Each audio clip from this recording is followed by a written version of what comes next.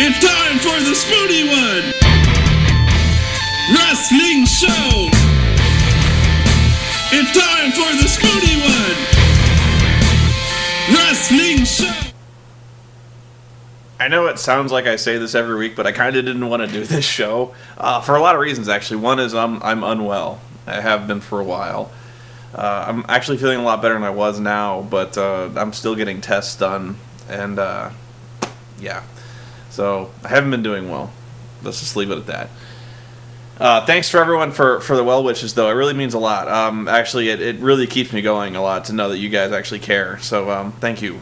And I don't want to get into what it is. It has to do with my heart condition, and it's a bad situation. It's a lot of fatigue, a lot of feeling like I'd almost call it like anxiety attacks or stress attacks, but actually I'm really not that stressed. I'm at a really good point in my life. You know, I'm actually really comfortable with my work schedule.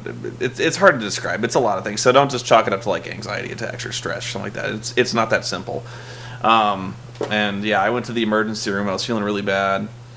Actually, what was happening was the fingers in my left hand were going numb, and my toes, my left toes were going numb, and that was kind of scary. Doing okay now though. The other reason is, I'm really busy because I actually stopped doing my Highlander the Source review. I realized I hadn't planned anything for Halloween, and so I spent like a day agonizing over what I wanted to do for Halloween. Like, should I keep doing the nightmare stuff? And I was like, fuck it. The nightmare thing seemed like a good idea at first because the videos were funny. And so I saw like 2 really funny videos, but the rest of the videos are really not that funny, and so it would really just be the same thing over and over and over again, and I don't think people were exactly clamoring for more nightmare. It'd be funny to check out, and I might go back and kind of show clips every once in a while, but as a focus, I have a lot. My time is at a premium, and I wanted to spend my time on a lot more funnier stuff, and so like Highlander, I'm doing that. But I do have a new review planned for Halloween, and actually it was so obvious, I don't know why I didn't think of it. It's actually a curse I have where I have actually way too many choices. It's not like I have no choices, I have so many to pick from. Something has to call to me, something really finally did call to me, and so I'm going to do that. Unless I finally finish watching what I'm doing, and it doesn't turn out it's going to be that good. So, but Bound for Glory. I'm not going to go back and go over the two, I think it's 2 impacts that I missed while I was sick. Just because if I did that, I would probably develop an ulcer from which I would never recover. Suffice to say, they were bad. And suffice to say, nothing really got accomplished. You know, it was a whole sorts of they and 10-10-10. It was all bad. Trying to stay hydrated. So, Bound for Glory. When I saw this pay-per-view, I really was bored. I wasn't angry. I wasn't all fired up. I wasn't stressed out. And it wasn't because I was sick. I watched that pay-per-view, and I just went, I feel like I've already seen it felt like I was watching the pay-per-view for the second time, because it was, I'm not saying this like I'm a smart guy, I'm too smart for this stuff, like I like everyone always says, like, oh, it's predictable. It felt like I'd watched this show before because it was so fucking predictable. Like, I must know Impact so well now, where I just like when I read the card, and I imagined in my head every single match, and, pardon me, I imagined in my head what each match would be like, and the entire show played out exactly, like, line for line, move for move, the way it did in my head. Like, it was exact.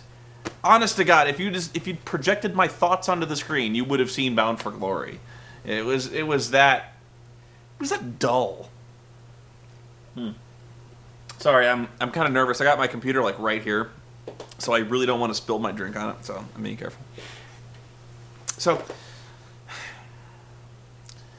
and here's the other thing. I was not feeling well when I saw Bound for Glory, of course, and so I was watching it along with Sean Faust and a bunch of other people on Lord Cat stream, and so I forgot to take notes, which may or may not be a good thing. So this won't be exactly as comprehensive as you might hope.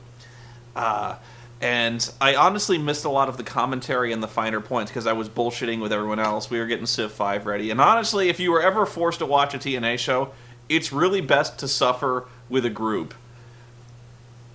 It's really bad when you're a guy like me and you watch Impact most times alone because you can't find anyone stupid and deluded enough to go watch Impact with you.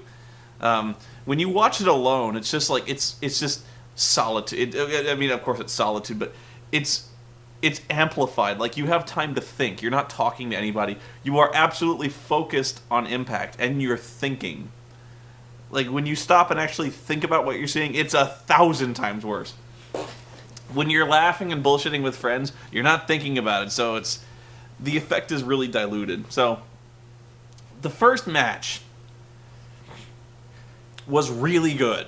And it was Generation Me versus the Motor City Machine Guns. And they just let them go out there and kick the shit out of each other. And it was awesome. And so that actually was probably the best way they could have opened the show. They did great. It was two really talented tag teams. And of course, when it was over, you knew it was downhill from there. Because, as I believe, the Knockouts title match was next. The Fatal 4-Way for the Knockouts title. With Pirate Whore, Madison Rain, Velvet Sky, and Tara? I'm saying Tara. Victoria, whatever you want to call it. And here's the problem. There's a lot of problems. I could come out and say that they can't wrestle. They can't. I could say the match was bad. It was. And it was really, really bad. I could say the booking of the match was stupid, and it was. It was really, really stupid. In fact, I still don't know what the fuck they were doing. This was a Fatal 4-Way match, and for some reason, the rules of this Fatal 4-Way were, there's two women in the ring wrestling, and the other two stand in the corners and have to be tagged in a Fatal 4-Way match. I don't even know how that works. It doesn't work. It didn't work. And to describe the shit that went on in this ring, I mean, none of these women can wrestle. Except Mickie James, ironically. And Mickie James is the special guest referee. I don't know. So, Tara wins the title in a way that I can only describe as winning the title by accident. She, like, somebody was in the ropes, she waist-locked them, they rolled, and all of a sudden Tara kind of, like, fell on top and got the 3, and she was like, I won, like, and then, who cares? You know, and so, here's really the thing that gets me keyed up, like, it would be one thing if, like, it's not easily fixed that they can't wrestle. Just fire them, of course, but I guess the knockouts thing can be mitigated by the fact, like, you could say, like, well, they're just there to look hot. All right. The characters. Okay, I'll just get to it. The characters are horrible because they're all the same character. And I'm really not trying to overgeneralize this. They're all the same. All of them. They're all heels. Even the baby faces in this match are heels. Why? Because last week they had a tag match, to determine who would own the naming rights and music to the Beautiful People. Because God knows we couldn't live without the title and that fucking horrible music that goes.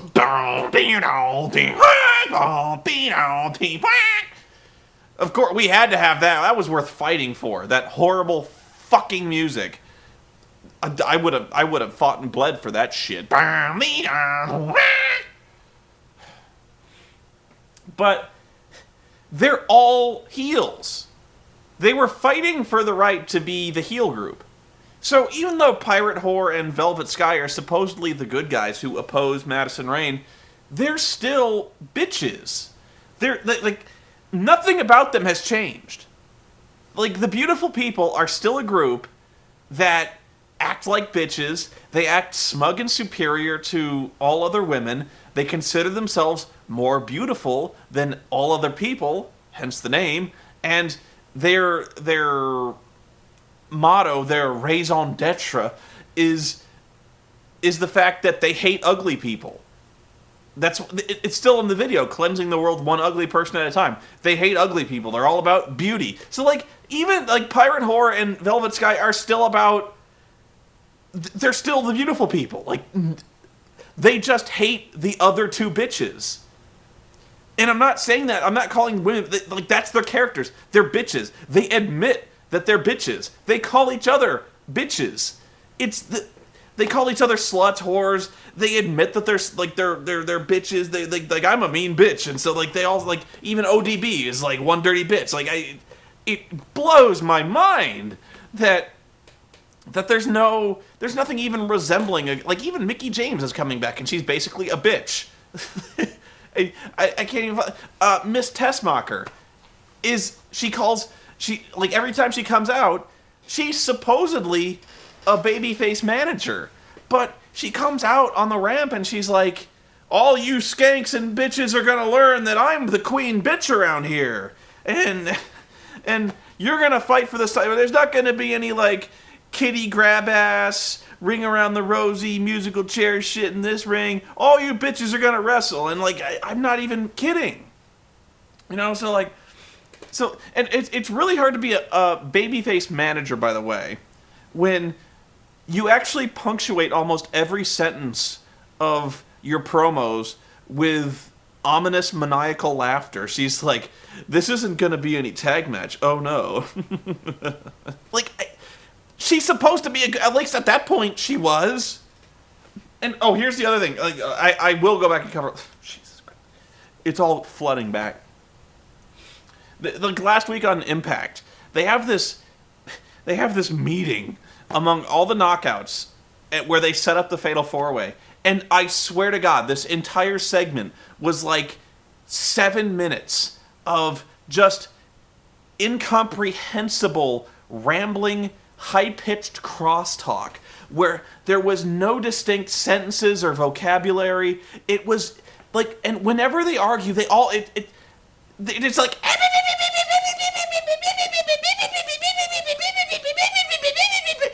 Imagine that, only more annoying, multiplied by 6.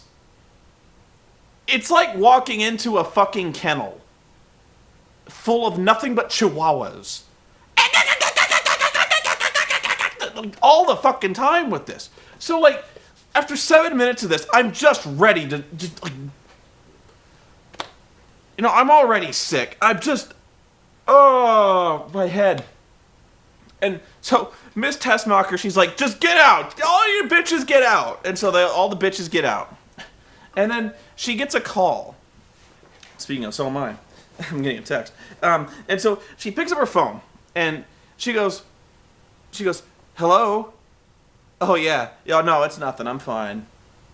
20 minutes? The usual? All right. And then she puts the phone down, and she's looking at her, she's like, yeah. And, like, because she's a prostitute.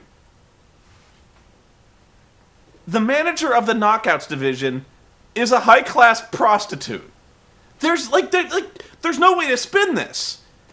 Like, she just agreed on camera, on national TV, international TV, to have sex with somebody for money. In the Impact Zone in 20 minutes. Because she's a whore.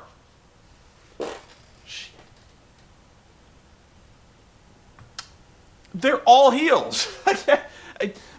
Why would you pay for that? Honest to God, in this day and age, we live in an age saturated with porn. If I want, I can type the word porn, and porn will appear. The Knockouts are not compelling enough for me to pay for a pay-per-view to watch them give each other tepid, not at all sexual, barely lesbianic kisses in the ring. Like, that does not titillate me in the least. If I want to see siliconed up whores that don't talk, that don't bitch nearly as much as this, I can find it with barely a second's effort. Okay? This...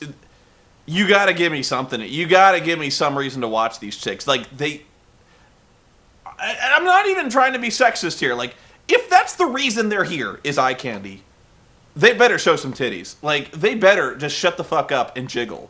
Because if that's the reason, okay, fine, I don't agree with, I accept it, but I certainly don't pay to see them act. I certainly don't pay to see them wrestle. No. I'm not in this for the plot development in any way. Jesus Christ. I gotta calm down. Next match. I don't even think this was announced, which would have been a good change. X Division Championship. Jay Lethal versus Douglas Williams. Good match. This was another good match. I really not much. Like, seriously, if they just let the good wrestlers wrestle, this would be so much of a better show. And when it comes down to it, whenever the wrestling, like, the title match at the very end was really good. You had 3 good wrestlers wrestling well. And, you know, after effect, like, that's all you ask. When you fuck it up is when you, like, overbook this shit. And you make it so complicated. And it doesn't need to be complicated. Wrestler A has a title. Wrestler B wants the title. The plot kinda writes itself. You know? It doesn't need to be this hard. They make it so hard. What else? Oh, Jesus. Yeah, now that I'm thinking about... Oh, fuck. Alright. The next match. And I know it's so hard to resist just leaving the room when I say this. Stay there. Orlando Jordan and Eric Young, stay. Versus Inc. Inc. A name I still can't say without throwing up a little. For those of you who don't know, and how could you? How could you know? Unless you watched Explosion, a show so obscure and bullshit, I don't know where to find it. I don't care to find it. I will never review. And you know what the sad part is? I kind of review this shit as a job. And I won't watch it. Oh, man. Who watches Explosion? Okay, so if you don't know, the gimmick is Eric Young, the former leader of the premier heel faction in TNA, the World Elite, at some point on Explosion had a match in which he fell from the top rope, I believe, to the outside of the ring and hit his head and sustained a severe concussion. And now, instead of being retired due to injury or recuperating from his severe acknowledged brain injury, he's still wrestling. But he's stupid. He's retarded now. He's got brain damage, and it's funny. In this day and age, in the age of Chris Benoit, who murdered his wife and child, for reasons which is believed to be accumulated brain trauma over the years.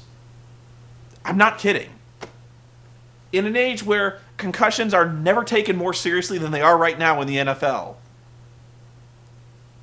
In an age when we finally recognize the severity and consequences of multiple severe concussions, we have Eric Young, whose gimmick is that he's brain damaged and funny. He is, honest to God, he is one mop away from being Perry Saturn. And to cap off this tag team, the wonderful tag team, is Orlando Jordan, whose gimmick is, and once again, I'm not kidding, his gimmick is that he is a bisexual...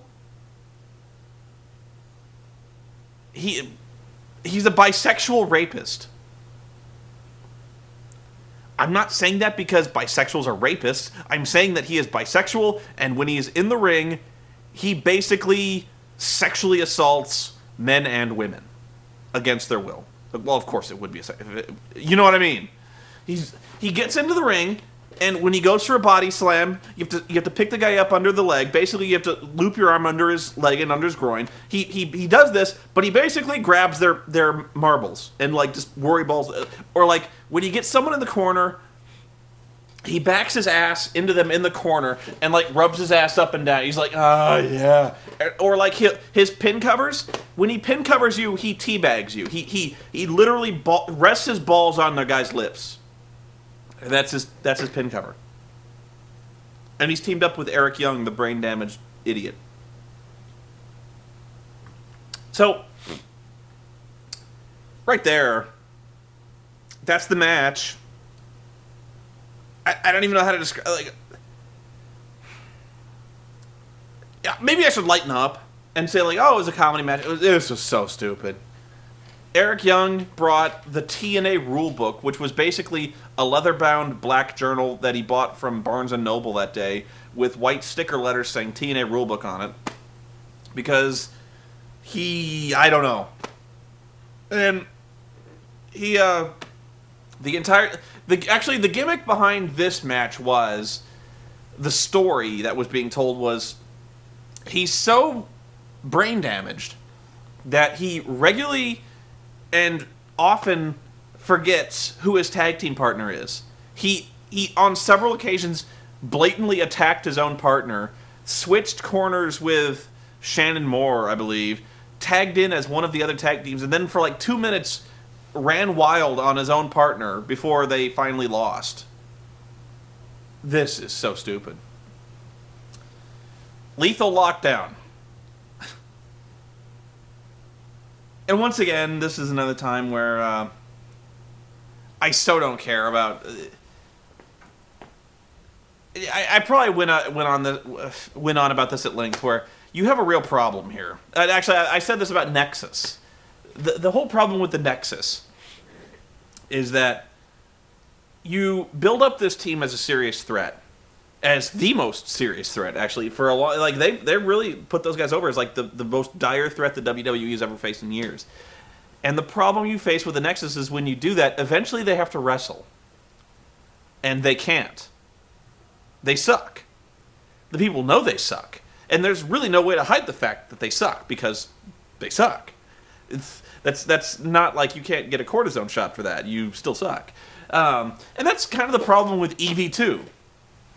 When you got EV2 in the ring, and you got wrestlers the caliber of Fortune, who are awesome wrestlers, the EV2 guys look old, washed up, broken, and pathetic.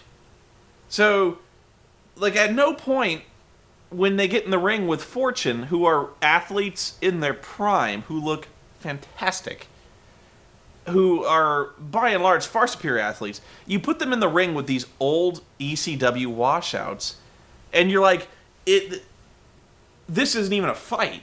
Like, it's so, like, there's suspension of disbelief. Like, Mick Foley gets in the ring, and, like, at some, when Mick Foley was Cactus Jack, you're like, that dude is fucking ugly, he's out of shape, or even better, like, Big Van Vader.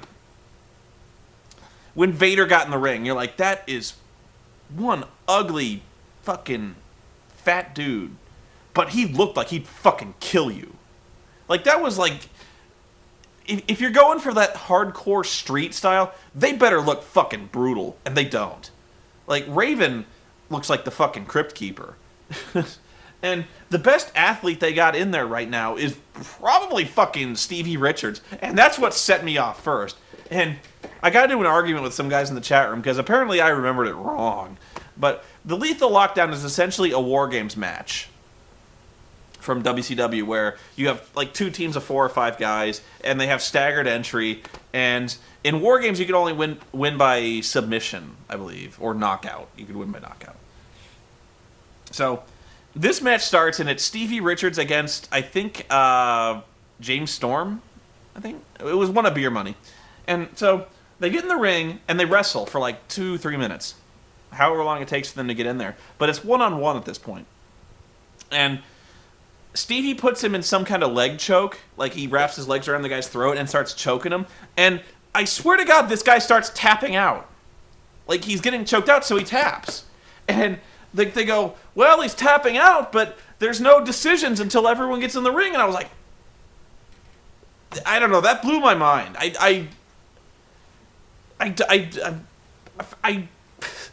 That flabbergasted me. Like there's no eliminations until everyone's in the ring. For some reason, and again, I will fully admit that I'm full of shit on this one, I don't remember that. In WCW War Games, I don't remember that ever coming up, where there were no eliminations until everyone was in the ring. That was, I saw that, and I saw the guy tapping out. I was like, he tapped, he won the match. Or like, he eliminated that guy, and they're like, nope, not till everyone's in the ring, man, I must have just blocked that little factoid out, and I didn't believe it until I looked it up. And apparently that's how it works. But you know what might have been? If there was ever a time when they were put in a position where somebody would be legitimately beaten to the point where they could have been pinned or submitted or something like that, I don't think it ever came up in the WCW War Games matches. Ever. So, this match was bad. I hated this match. I hated it so bad. It was just a clusterfuck. You know, like, they fought, and they fought pointlessly for probably 10 minutes because there's no decisions until everyone gets in the ring. So basically you're just watching a bunch of people brawl. And then the cage, they seal the cage, and there's a roof with weapons on it. And so then they all just grab a weapon and they all start just hitting each other. It's like every shitty WWF hardcore match you ever, like it was just a bunch of old guys shambling around, waffling each other with cookie sheets. There was no continuity to it. There was no wrestling to it. It was just bad. And of course the cage didn't hold up because as soon as the cage door gets locked, somebody gets thrown through the door and they all climb on top of the cage and start wrestling there for no reason. I guess the reason is there's some weapons. There's like a table up on top of the cage. Of course they set the table up and somebody goes to the table. But like, why? I don't know. And I'm told somebody pointed this out, and I missed it. And I don't know how I missed it, because apparently this was the most obvious thing in the world. I must have been talking. I must have been just fuming about the whole submission thing. But apparently there was a time in this match where Ric Flair is on the outside of the ring. He's not in the match. But he brawls with Mick Foley on a couple of occasions, because whenever somebody goes in the door, the team's kind of gathered near the door, and they start... What?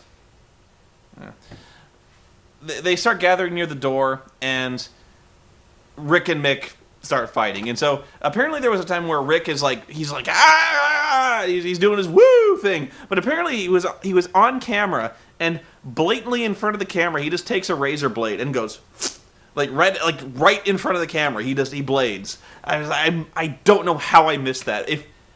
I almost want to go see it again, because that is unbelievable. Like, honestly, Rick doesn't need to blade. He just does that and he blades, you know. But apparently he bladed like fucking crazy. So the finish comes again, predictable as all hell. Although I didn't predict where it would. They're just beating each other with random implements. And then Brian Kendrick emerges from a blanket on top of the cage. And he beats some of them up. And then after beating somebody up on Fortune, he sits cross-legged on top of the cage and just starts meditating. And then Tommy Dreamer hits the top rope, Death Valley Driver, and wins. And so, you know, of course, the stupidest thing you could possibly do with Fortune is give him a clean win. Or, stupidest thing you can do with EV2 is give him a clean win. So they did. The saddest thing I noted in this match was that there was actually some poor bastard in the crowd wearing an EV2 shirt and thinking it was really, really cool. Oh, I'm forgetting something. What am I forgetting? Oh, Monsters Balls. Yes, the Monsters Balls match between Rob Van Dam and Abyss. This was okay. Oh, I remember. I'm gonna catch heat for this, but I'm just gonna say it. Rob Van Dam sucks. Right now, he sucks. He has no idea what he's doing. He doesn't. All right. Let me put it to you this way. Hypothetical. I will hypothesize you through this. Okay. You're Rob Van Dam. Put the bong down. You're Rob Van Dam. Abyss tried to murder you with a board with nails pounded through it. He almost succeeded. He beat you with his board to the point that you were hospitalized for a month, to the point where you could no longer defend your title, so you were stripped of the World Heavyweight Championship, and he is continuing to abuse people. Now, you're Rob Van Dam. You have a chance for redemption at Abyss. You'd probably go to the arena with a fucking shotgun and kill a motherfucker. But let's say you live by some bizarre code of honor, the code of wrestlers, and you wanted to beat him up. You wanted to beat him as bad as he beat you. Logical? Yes. Okay. So, during the course of this match, Rob, on many, many occasions, would have Abyss beaten. He would have him in the middle of the ring with a weapon in hand, or he'd knock the weapon out of Abyss's hand and beat him. On several occasions, he would stop, look at the crowd, and go, "Rob Van Dam!" And of every single time he did that, whenever he pointed his fucking thumbs at himself, Abyss got up and regained the advantage. The first time, he knocks him outside over the top rope to the floor, where he could have easily gotten a weapon and continued pounding on Abyss. But no. He stops, he looks at the crowd, "Rob Van Dam!" And then, of course, Abyss gets up, grabs him by the legs, and pulls him outside the ring. Second time. I believe he had Abyss down there. Like they took a long time to set up like tables and boards with barbed wire on them. They set them up between the ring apron and the guardrail, and they did this several times. So Abyss, Rob knocks Abyss into the corner. He slumps in the corner, and he puts a chair over Abyss. And Abyss, of course, helpfully holds the chair in front of his own face because he's going to do the coast to coast Van Terminator. He's gonna jump from one corner to the corner, drop kick the chair into Abyss's face. He does this. So Abyss is holding the chair in front of his face. He's slumped in the corner. Rob takes forever to climb to the top rope, and once he's on the top rope, he looks around and he goes, "Rob Van Dam!" And the whole time he's doing this, Abyss not only gets to his feet, he grabs the chair, crosses the distance between him and Rob, and hurls the chair into Rob's face, sending Rob flying over the top rope through a barbed wire board on the outside of the ring. Second time, Rob Van Dam, boom! Idiot! Fucking idiot! Third time, he's set up for the 5-star frog splash. Okay? Abyss is down. He's dead. Rob climbs to the top rope, looks around. "Ah, man, damn!" Abyss moves out of the way of the 5-star frog splash. Rob is hurt. Had he not pointed his fucking thumbs at himself, he would have hit the 5-star frog splash and won. Rob, the man tried to kill you with a board. Why are you pointing your fucking thumbs at yourself? My brother raised an excellent point on this one. Steve Austin and Vince McMahon. Vince McMahon didn't even do half the shit that Abyss did to Rob Van Dam. But Steve Austin, he cost him the title. He had him beaten up on numerous occasions. He was doing the whole corporate thing, but Austin wanted to fucking kill him. St. Valentine's Day Massacre, I believe it was the pay-per-view. Steve Austin beat the piss, and then went beyond beating the piss out of Vince McMahon. He kicked the everlasting shit out of that man in a cage match. He never once, stopped in the middle of that match. Like, when he was about to hit the stunner, he flipped him off, but that was like a second. He didn't, he didn't stop in the middle of the match and go up to the top rope and be like, yeah! He wanted to fucking kill Vince McMahon. Steve Austin fucking knew what he was doing. Rob, what the fuck are you doing, Rob? I know that's your thing. I know it's your thing to point your thumbs at yourself, but Jesus Christ, man. Do you have no inkling as your character motivations at all? Are you that out of it that you don't realize that in any sensible person's position where a man tried to murder you with a board, maybe things are a little more serious than to point your fucking thumbs at yourself on numerous occasions. And let's just ignore that. Let's just forget that. A big fucking thing to forget. Big fucking thing. But after the second time, you have this beast. You have this monster.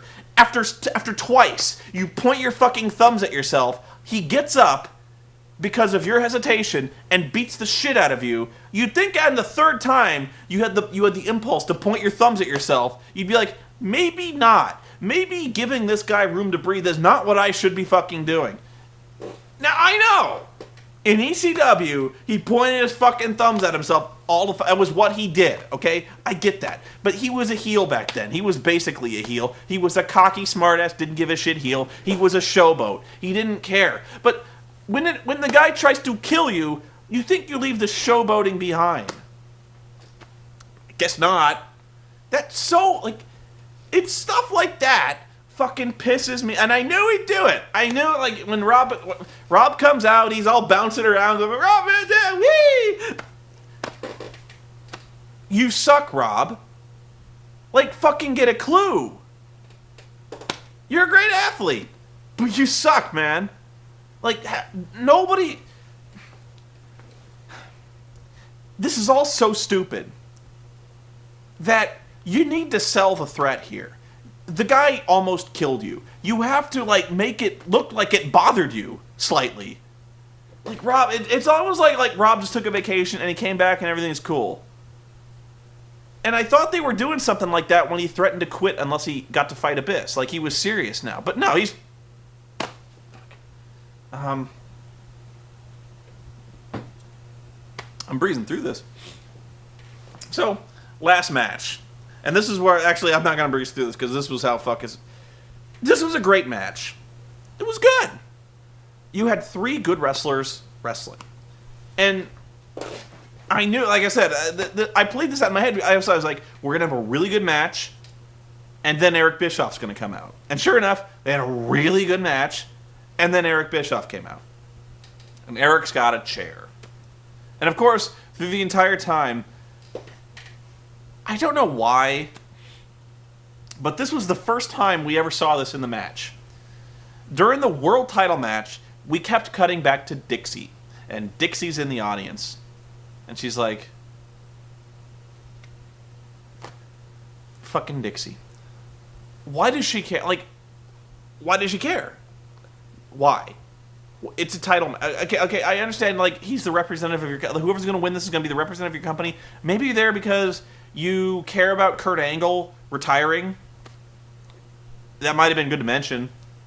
But why do they show Dixie now and not during the Monsters Balls match with Abyss?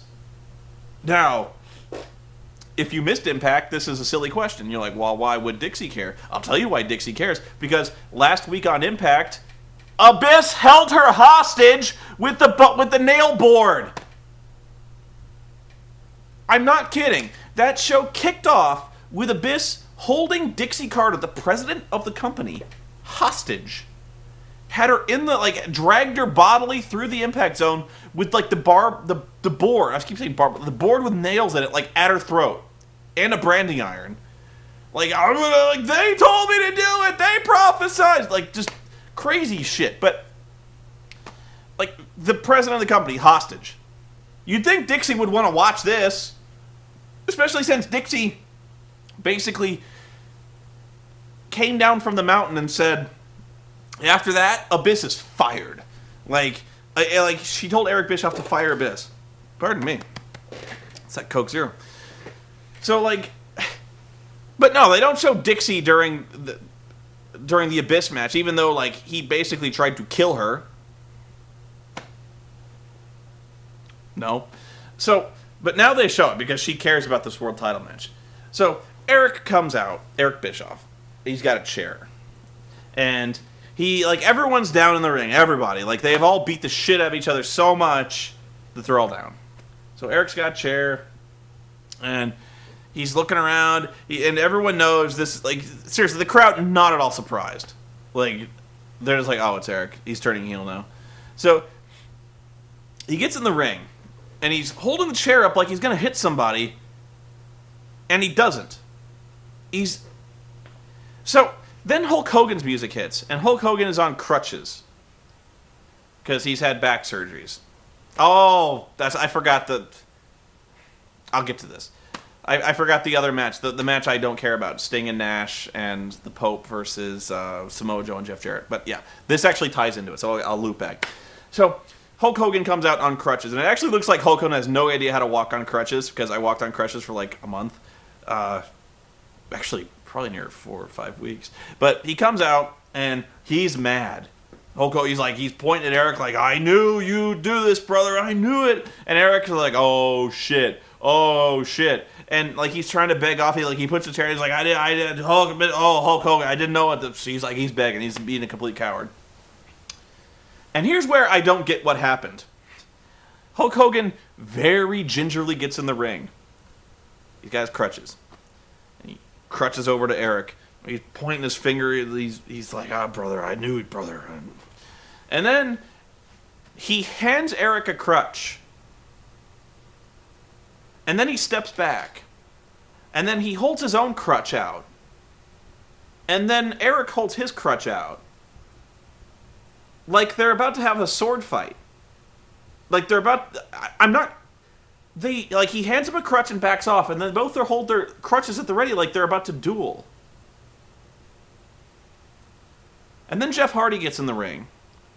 And Hulk, Jeff points at Eric, and he's like, let me do that.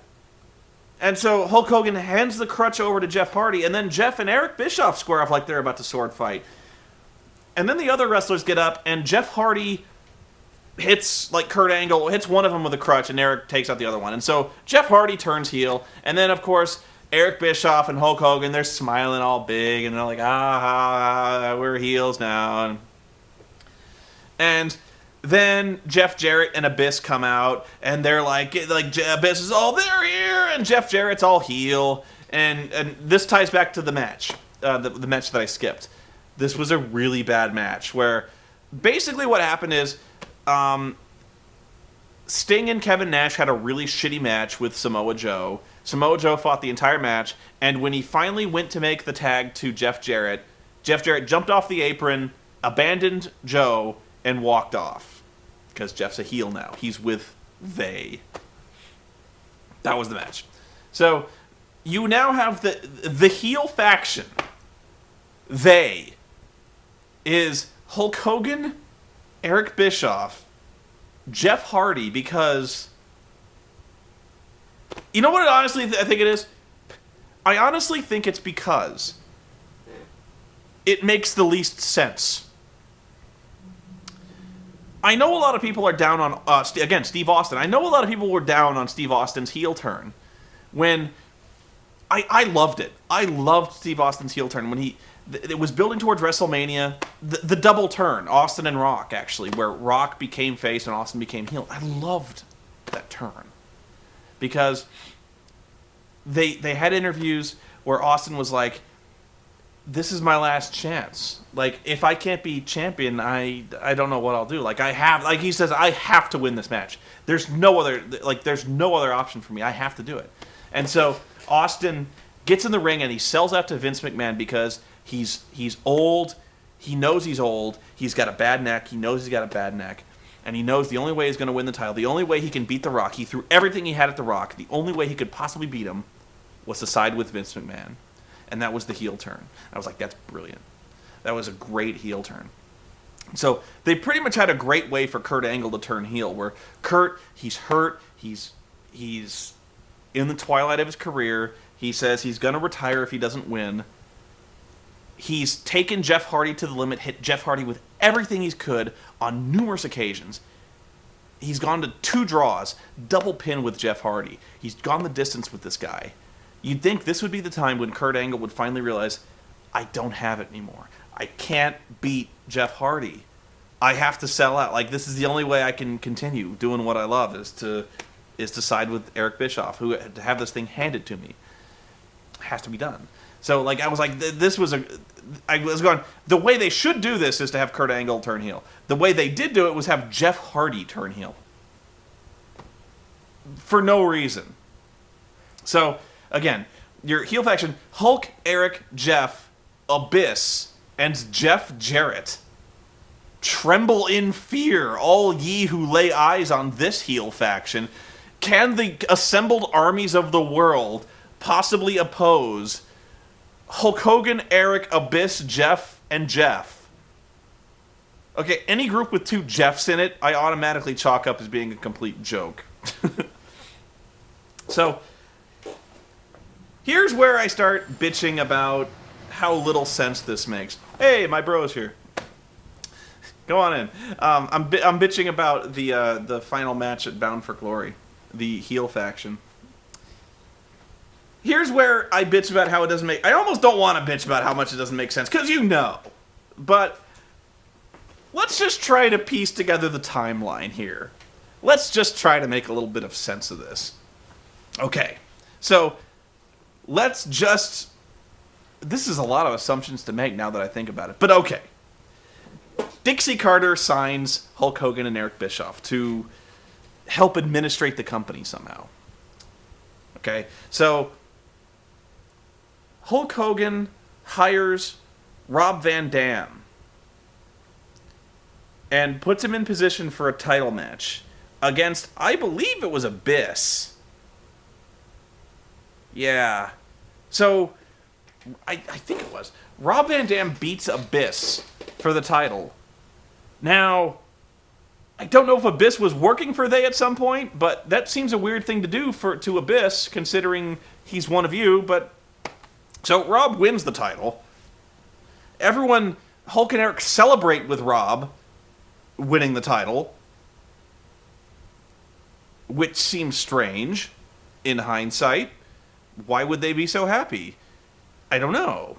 Yeah, that doesn't make any sense. I'm actually kind of losing track of... Already I'm losing track of this shit. Rob has to next defend his title against Sting.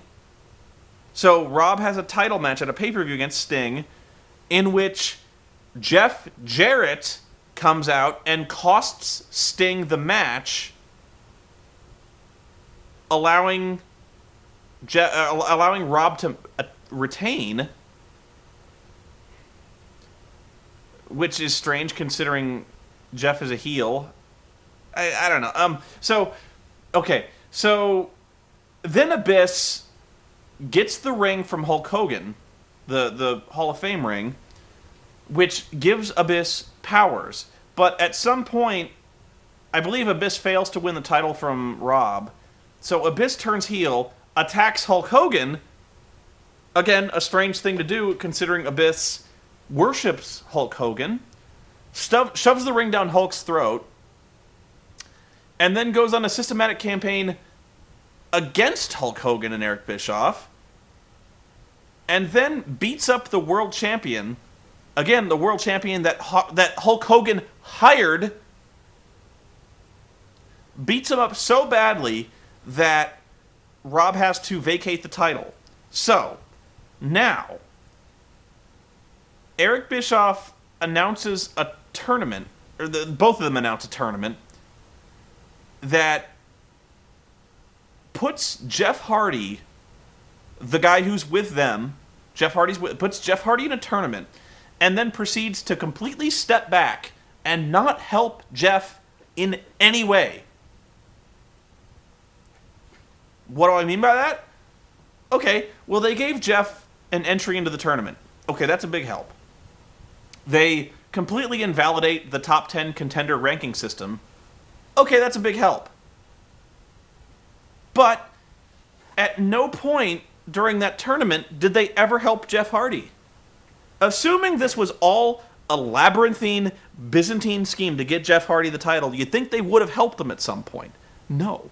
Jeff Hardy won his matches clean, and there's no way, no fucking way, they could have possibly done anything to set it up so that Jeff Hardy and Kurt Angle would first go to a time limit draw, then go to another time limit draw, then another, and then stop the match due to blood loss.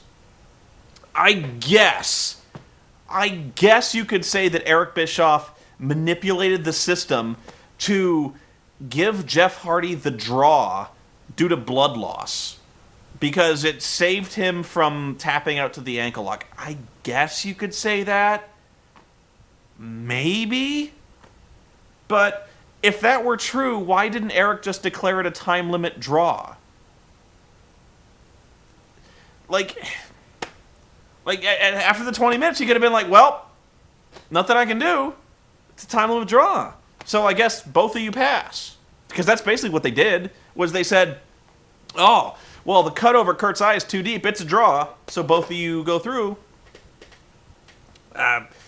Even though the stoppage due to blood loss, the stoppage due to the cut over the eye, was a perfect real-life example of how you stop a match and award Kurt Angle the loss, allowing Jeff Hardy to continue through to the finals.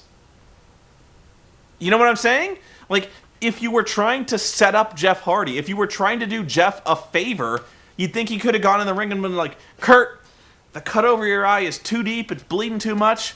I'm sorry, you lose by doctor stoppage. Because that's how it works in real life. There's no way that Eric Bischoff could have set it up to where the rematch, when Dixie Carter set up a rematch saying, we're going to find a winner, Kurt and Jeff have to wrestle again. There's no way he could have set it up to where Kurt and Jeff go to a double pin. That was just luck. That was pure luck. Kurt could have easily won that match. But did you see Eric come out and help? No. So it's a triple threat at the pay-per-view. Did anyone come out and help Jeff when he was eating Olympic slams? Did anyone come out and help Jeff when he was eating the mic check? No. It had to come down when everyone was down. Eric Bischoff came out with a chair for no reason. Like, seriously, it's the worst. If you were Jeff Hardy, they're the worst help ever. Like, you were just in two God-forsaken, brutal matches with Kurt Angle, who they didn't help you at fucking all. They didn't help at all. And, like, at the pay-per-view, you'd think they'd help out some way, like, I don't even know how, like, but some way where they'd finally just come out and help. Like, what the fuck were they doing? Like, what was Eric doing this whole time? Just biding his time until the end of the match? Like at risking Jeff Hardy not winning the belt? Like, what the fuck? Honestly, it makes no sense. I don't even know what they're trying to go for here. Like, it's like, if you were Jeff, you'd be fucking pissed. Like, where were you guys? Weren't you gonna help? Like, and why would they even give Rob Van Dam the belt in the first place? Rob Van Dam would not have even won the belt had it not been for Hulk and Eric. Why would they not just put Jeff Hardy in the world title picture if they were trying to set him up? Why would they not try to orchestrate this in a much more straightforward fashion? Why would they not just fucking screw the current world champion? Why would they give Abyss a world title shot? Why would they just not put... why would they organize a plan wherein they would publicly disgrace and then set Abyss on some kind of warpath against the very people that he was working for? Why would Jeff Jarrett string Samoa Joe along for so long? Why would, if he was working for them, why would he set up Samoa Joe to be beat? I don't know. And here's the other thing. Here's what kills me about this whole, okay, let's just roll with the fact that, okay, we got this new heel group. Where does that leave Kevin Nash, who I believe has not signed with the company? I believe it's his last day. I believe the pay-per-view was his last match. Where does that leave the conspiracy theorist group of Sting, Kevin Nash, and the Pope, who this whole time were right, who were saying that this whole time Hulk Hogan and Eric Bischoff, they have a pattern. They fucked over WCW. They're gonna fuck over this company too. Well, they were right. This whole time they were right. And like I said, I knew this whole plan was gonna go this way. But where does that leave these guys? For months, for 3 months now, these guys have been coming out, acting like assholes, coming into the ring and being like, "You fucking sheep. You don't even know. You're too stupid to know, and you're gonna see that Hulk Hogan and Eric Bischoff are gonna fuck you just like they fucked WCW, because they've been saying this, but they've been saying it just like I've been saying it, you fucking idiots. Don't you know?" And being all mysterious about it, being all vague and cryptic, and beating up baby faces for no reason. And why would Jeff Jarrett why would Jeff Jarrett help Sting win a match when Sting basically put Jeff on the shelf for months by beating him up with a baseball bat and dislocating his shoulder or something? I believe it was a shoulder separation with the baseball bat. Why would he help Sting? So now what do you do with these guys? What do you do with Sting and the Pope? Are they going to come out this week on Impact and be like, "We fucking told ya! We told ya!" Did you listen to us? No! Are they, because that's the way they've set it up now, because they're heels. They're gonna come out and act the same way, "We told you, shadow politics and smoke and mirrors, and we warned you." Is the crowd gonna react to that? Is the crowd gonna be like, "Yay! You told us and you're smug about it"? No, they're gonna be like, "Fuck you! Why didn't you tell us this before? Why didn't you just come out and just rationally explain this? Why did you fucking steal the world title belt from Rob Van Dam, who, by the way, had nothing to do with the conspiracy?" Sting stole the belt from Rob, and he spray painted the word deception on it. He was all, "Deception, ooh." Again, this was a great chance for Rob Van Dam to turn heel, considering he was the guy who Hulk Hogan brought in to do this shit. You could have said that he was the setup champion. No, of course not, because Jeff Hardy has to be a surprise. But, now you got these smug assholes going to go in the ring, act smug, that they told us that, and they're right, but, the crowd's going to cheer this? No.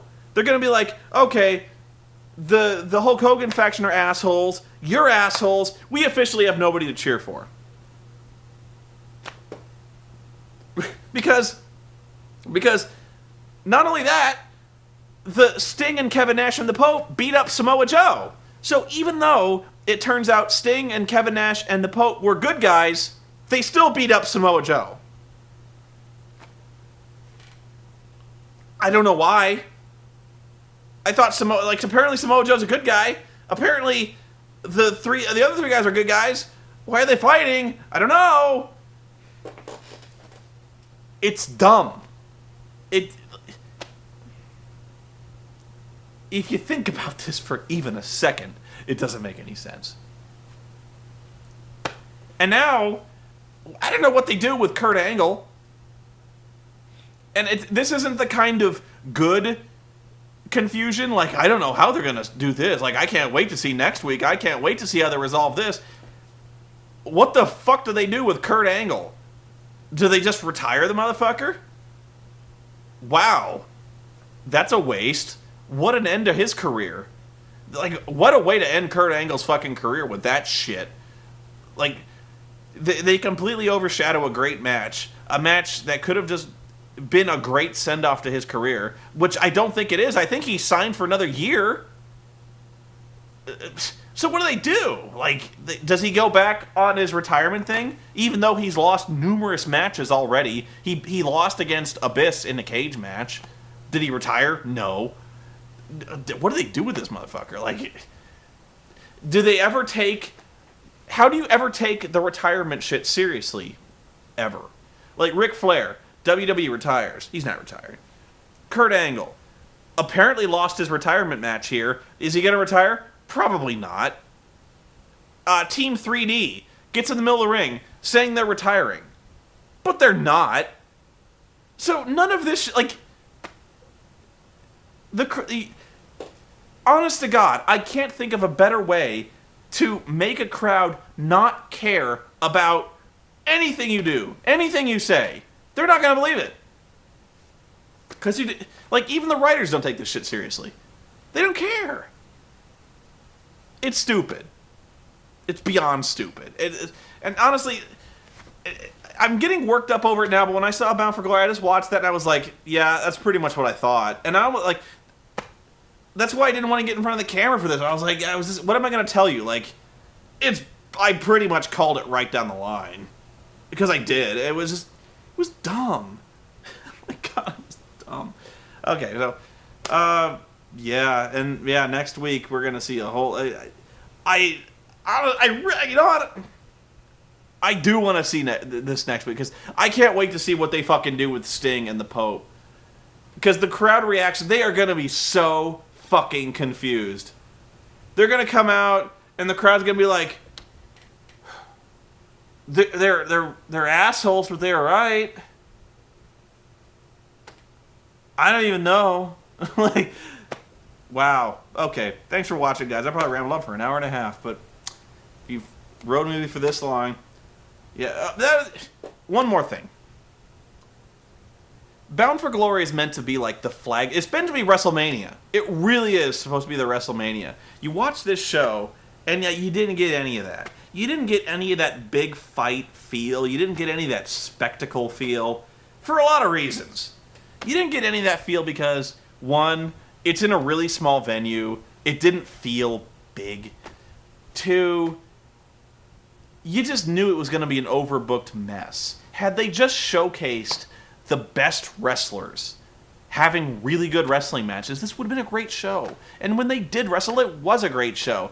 And then, of course, you had to have Eric, you had to have Hogan, you had to do Sting, and then they had to have this huge fucking angle with all the backstage WCW politics nobody gives a shit about. You had to have fucking Orlando Jordan simulating anal rape and teabagging people in the ring.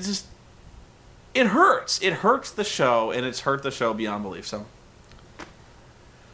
yeah, watch Impact, guys. Tweet Dixie. Tell Dixie the show sucks. I can't do this alone. I'm one man.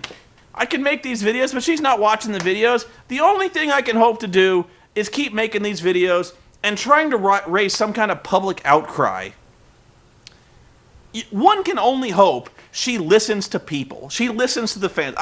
She doesn't, but I can only hope that if you fucking just flood her fucking Twitter account and just tell her what sucks. Tell her the show sucks. Tell her what you want. Tell her you want Russo gone. Tell her you want good wrestlers wrestling. Tell her you just want to showcase athleticism and have... You just don't try so hard, you know? You gotta tell her, because I'm just one guy. You gotta do it. It's the only hope this show has of ever being good again. Have a good one, guys.